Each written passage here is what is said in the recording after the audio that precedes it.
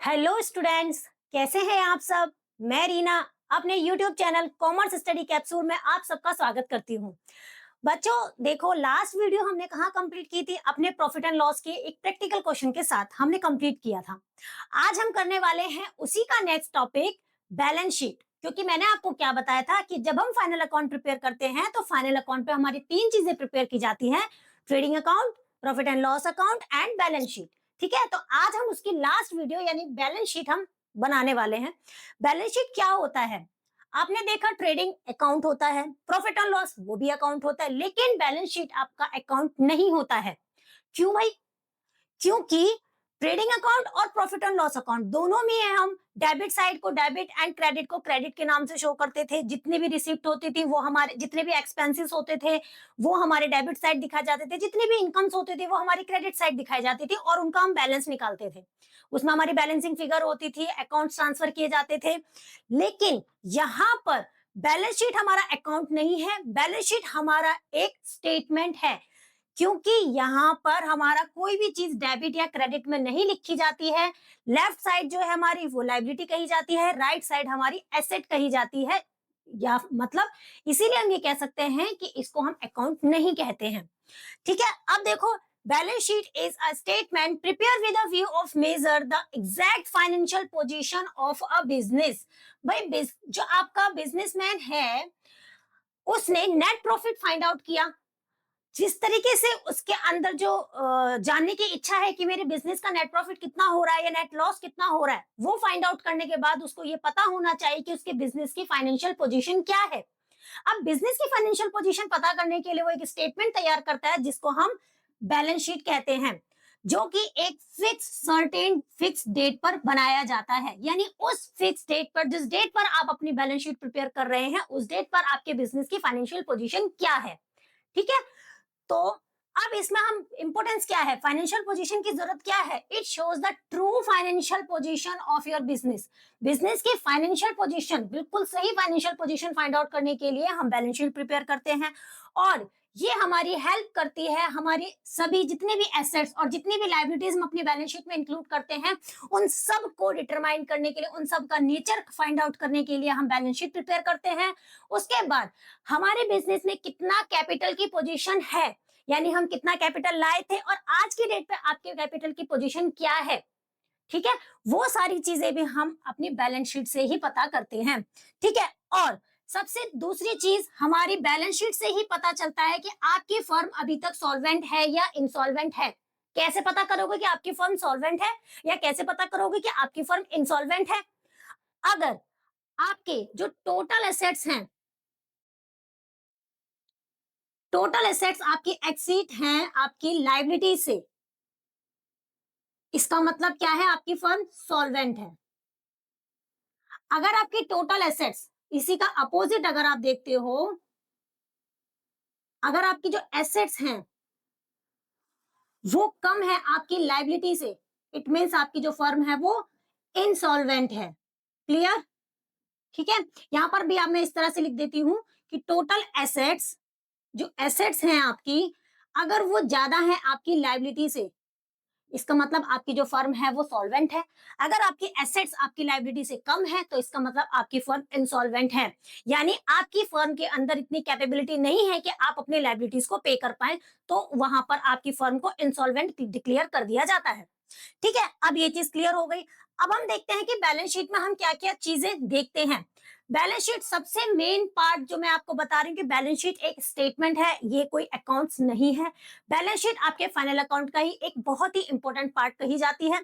ठीक है, उसके बाद बैलेंस शीट में हम सभी अपने रियल और पर्सनल अकाउंट्स का कैलकुलेशन देखते हैं। ट्रेडिंग अकाउंट और प्रॉफिट एंड लॉस अकाउंट, इनका जो नेचर था वो हमारा नॉमिनल नेचर था। क्लियर?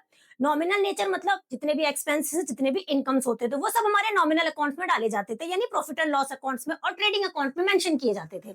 लेकिन यहाँ पर हमारे रियल अकाउंट और पर्सनल अकाउंट, बच्चों आपको पहले से पता होना चाहिए कि रियल अकाउंट्स कौन से होते हैं और पर्सनल अकाउंट्स कौन से होते हैं। ठीक है, जितनी भी एसेट्स और जितनी भी लायबिलिटीज होती है वो आपकी रियल अकाउंट्स में होती है। और पर्सनल अकाउंट यानी जो किसी के नाम से बनाया जाता है, जैसे कि पार्टनर्स का कैपिटल अकाउंट हो गया। ठीक है, शेयर होल्डर्स का कैपिटल अकाउंट हो गया, ये सब जो है वो सब आपके पर्सनल अकाउंट होते हैं। तो बैलेंस शीट में हमारे सभी रियल और पर्सनल अकाउंट का समरी दिखाई जाती है। आगे दूसरी इंपॉर्टेंट चीज जो है, जो थर्ड इंपॉर्टेंट चीज है, वो ये है कि हमारी बैलेंस शीट के दोनों साइड का टोटल, यानी लायबिलिटी साइड का और एसेट साइड का टोटल इक्वल होना चाहिए। अगर उसमें थोड़ा भी डिफरेंस आता है, इट मींस आपके फाइनल अकाउंट प्रिपेयर करने में कहीं ना कहीं गड़बड़ हुई है।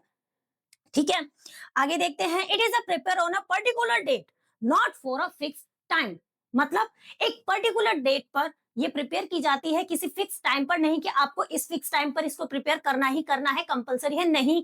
जब जरूरत पड़ती है तो एक पर्टिकुलर टाइम पर आप अपनी बैलेंस शीट को प्रिपेयर करते हैं, और उसी पर्टिकुलर टाइम पर आपको ये पता होना चाहिए कि आपके बिजनेस की फाइनेंशियल पोजीशन क्या है। देखो बच्चों, अब जो आपका फोर्थ पॉइंट है, it shows the financial position according to the going concern concept. Going concern concept क्या कहता है कि आपके फर्म में, आपके बिजनेस में कितने पार्टनर आते हैं, कितने पार्टनर जाते हैं, इसका कोई फर्क नहीं पड़ता है। बिजनेस की अपनी एक अलग आइडेंटिटी होती है, यानी बिजनेस लॉन्ग टाइम तक सरवाइव करता है। ठीक है, उस लॉन्ग टाइम के बीच में कितने पार्टनर्स आते हैं, कितने जाते हैं, इसका कोई फर्क नहीं पड़ता है, उसकी अपनी एक पोजीशन होती है। तो ये इस कॉन्सेप्ट को लेकर चलता है कि बिजनेस लॉन्ग टाइम तक बिजनेस करने वाला है। इस कॉन्सेप्ट को लेकर ही आपके बिजनेस की फाइनेंशियल पोजीशन पता करता है। ठीक है, अब देखो बच्चों, मैंने बैलेंस शीट के बारे में एक मोटा मोटा मैंने आपको समझाया। बैलेंस शीट में भी एक परफॉर्मा होता है कि बैलेंस शीट में किस तरह से आइटम को दिखाओगे। मतलब पहले करंट एसेट्स दिखानी है या फिक्स एसेट्स दिखानी है, करंट लायबिलिटीज दिखानी है या फिक्स लायबिलिटीज दिखानी है, उसका एक पर्टिकुलर परफॉर्मा होता है। यानी हर चीज को दिखाने का एक पर्टिकुलर ग्रुप, हर चीज को एक पर्टिकुलर ग्रुप में, एक पर्टिकुलर सीरीज में दिखाया जाता है। अब मैं आपको दिखाती हूँ कि किस तरह से करेंगे। तो देखो बच्चों, बैलेंस शीट में हम किसी भी चीज को दिखाते हैं, यानी जो हम एसेट्स और जो हम लायबिलिटीज को दिखाते हैं, वो हमारी ग्रुप में होनी चाहिए, एक सीरियल में होना चाहिए। तो उस सीरियल को ही हम बोलते हैं grouping and marshalling of assets and liabilities in balance sheet. यानी बैलेंस शीट में हम जो चीजें दिखा रहे हैं, उनकी एक ग्रुपिंग यानी उनकी एक मार्शलिंग होनी जरूरी होती है। अब ये दो तरीके से होती है। पहला है आपका ऑर्डर ऑफ लिक्विडिटी।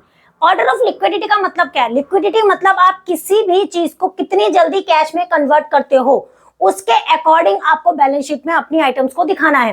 यानी जो जल्दी से जल्दी कन्वर्ट हो सकती है उसको पहले दिखाना है, फिर जो लेट कन्वर्ट होती है उसको बाद में दिखाना है, उसकी कैपेसिटी के हिसाब से उसको दिखाना है।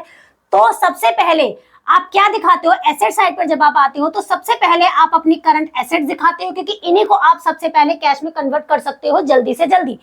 उसके बाद लॉन्ग टर्म एसेट्स आती है और उसके बाद लॉन्ग टर्म लायबिलिटीज। यानी अगर आपको लिक्विडिटी के बेसिस पर बोला जाए तो पहले करंट एसेट्स या करंट लायबिलिटीज आएंगी, उसके बाद long assets and long liabilities आएंगी। ठीक है ना?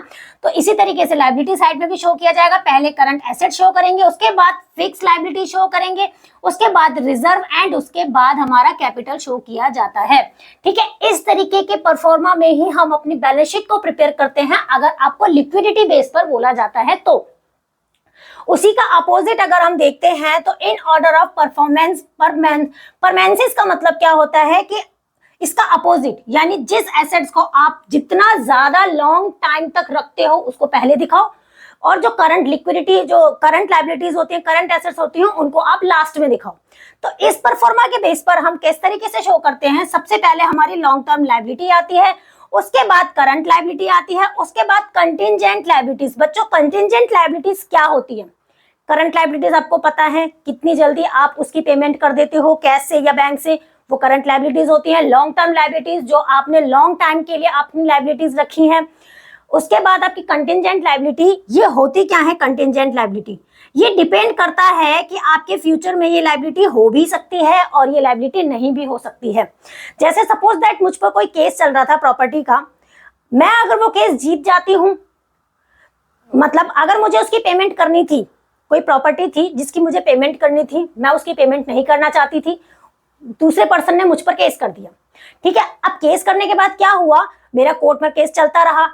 ये डिपेंड करता है मेरी फ्यूचर की कंडीशंस पे कि मैं वो केस जीतती हूँ या नहीं जीतती हूँ। अगर मैं वो केस जीत जाती हूँ तो मुझे उसकी पेमेंट नहीं करनी पड़ेगी, तो मेरे लिए वो लायबिलिटी नहीं होगी। लेकिन अगर मैं वो केस नहीं जीतती हूं तो मुझे उसकी पेमेंट करनी पड़ेगी, तो वो मेरे लिए लायबिलिटी बन जाएगी। तो ये डिपेंड करता है कि फ्यूचर में मैं वो केस जीतती हूं या नहीं जीतती। इसी तरीके की लायबिलिटी को हम बोलते हैं कंटिंजेंट लायबिलिटी।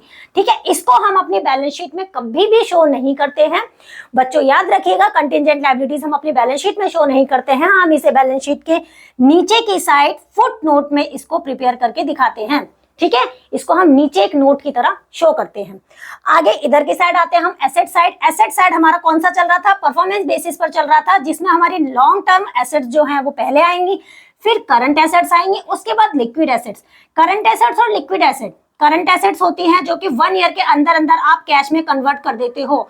लिक्विड एसेट्स होती हैं उससे भी फास्ट तरीके से आप कैश में कन्वर्ट कर लो, मतलब करंट एसेट से भी फास्ट।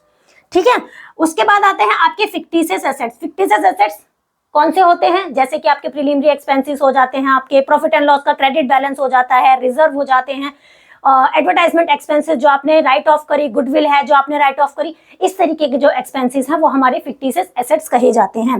नेक्स्ट आता आपका wastage. Wastage assets, intangible assets. Intangible assets आपको पता ही है, जिनको हम टच नहीं कर सकते, जैसे कि गुडविल हुआ, जैसे कि पेटेंट हुआ, जैसे कि कॉपीराइटर हुआ। तो इस तरीके की जो एसेट्स होती है वो हमारी इंटेंजिबल एसेट्स होती है। तो देखो बच्चों, आपने क्या चीज सीखी? अगर लिक्विडिटी के बेसिस पर बोला जाए तो इस तरह से आपको शो करना है, अगर परफॉर्मेंस के बेसिस पर बोला जाए तो आपको इस तरह से शो करना है। दो ही मेथड है जो मैंने आपको बताया। तो देखो बच्चों, आज मैंने जो आपको टॉपिक कंप्लीट करवाया, बैलेंस शीट, ट्रेडिंग खत्म हो चुका है, प्रॉफिट एंड लॉस खत्म हो चुका है, थ्योरी पोर्शन आपका बैलेंस शीट का खत्म हो गया है। अब कल हम क्या करने वाले हैं? फाइनल अकाउंट पूरी तरीके से प्रिपेयर कैसे किया जाएगा, जिसमें हमारा trading account, profit and loss account and balance sheet किस तरीके से प्रिपेयर की जाती है, पूरा फाइनल अकाउंट कैसे बनाया जाता है, वो कल हम डिस्कस करेंगे एक प्रैक्टिकल, एक अच्छे से कॉन्सेप्ट के साथ। तब तक के लिए गुड बाय, और अच्छे से प्रिपरेशन करते रहिएगा। Good bye.